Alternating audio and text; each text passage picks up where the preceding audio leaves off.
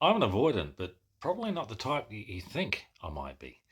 I'm not a dismissive avoidant. I'm not even a fearful avoidant. And you might be this type of avoidant too, that no one's talking about. So if you don't fit into any type of attachment style, it doesn't seem to make any sense to you, who am I? You might be this extremely rare and special type. It's called the anxious avoidant. So imagine as a child your emotional needs were not met. You're either far too advanced for your parents to really be able to show up for you. So you learn how to meet your own emotional needs, disappear into your own little world of imaginary reality, to meet your emotional needs on your own. Or your toxic parents were just too unstable for you to be able to stay present. So as a child, you became a dismissive avoidant. Yes, we did start off this way.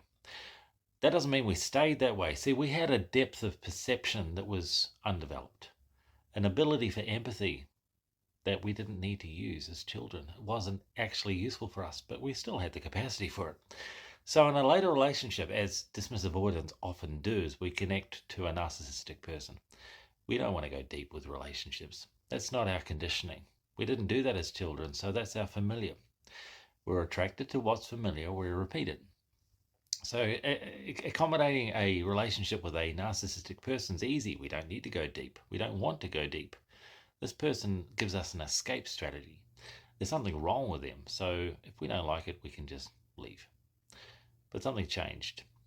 We felt like it was necessary to stay present in this relationship. Ethics or conditioning, or maybe we had kids, financial constraints, and we stayed in that relationship with the narcissistic person.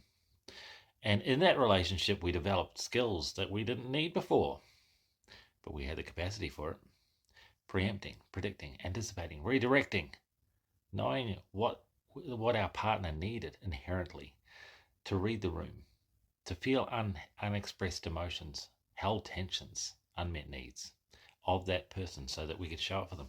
Never felt comfortable to do so, but we developed the ability to be an anxious preoccupied in that relationship. Started as a dismissive avoidant, completely abandoned that survival strategy and became an anxious preoccupied. Now, ordinarily, a person who has both of these attachment styles becomes a fearful avoidant. But normally, when those two attachments are formed, it's kind of at a similar stage of their age, or not too far apart, as a child. But for an anxious avoidant, it's at a very different stage in life. As a child, a dismissive avoidant; as an adult, an anxious preoccupied. So, in difference to the fearful avoidant, who has certain inclinations towards coercion and control and demands, is often very difficult to deal with, very unself aware. An anxious avoidant is very self aware, kind of knows exactly that they're being manipulated when they want to be. So these two survival strategies, they don't tend to have a lot of a crossover. And for an anxious avoidant, acting as an anxious or as a dismissive are completely separate, and there is no crossover like you'd find, or not much of one, as you would with a fearful avoidant. If you think you might be this type of attachment, if you're struggling to stay in deep relationships, if you are finding yourself to be intolerant of people with low levels of self awareness, that could be you.